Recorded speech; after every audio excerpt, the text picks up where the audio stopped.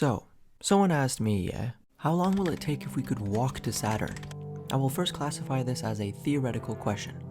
Okay, we first have to make some assumptions.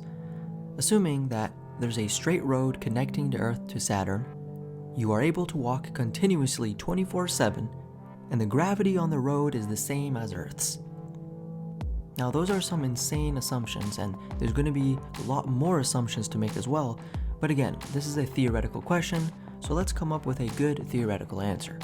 The distance between Earth and Saturn is, on average, 1.6249 billion kilometers, not even far. So if the average walking speed is 1.4 meters per second, how long will it take to get to Saturn? That means it will take about 36,800 years to walk there. Yeah. Okay, just for added bonuses, let's see what happens if we get there in a different way. What about running? Assuming a speed of 3 meters per second, that means we'll get to Saturn in about 17,172 years. That is still insane. Okay, what about by car? 1,855 years. We still won't get there before we die of old age. Okay, what about jet? Assuming 257 meters a second.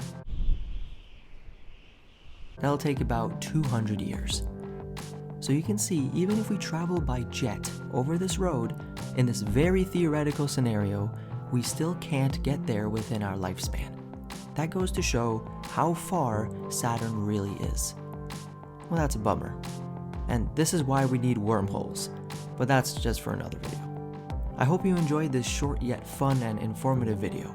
Now it's time for you to ask your burning questions in the comments, and if you're lucky and I choose your comment, then I will make a video based on that. Good luck, and I'll see you in the next video. Take it easy, everyone.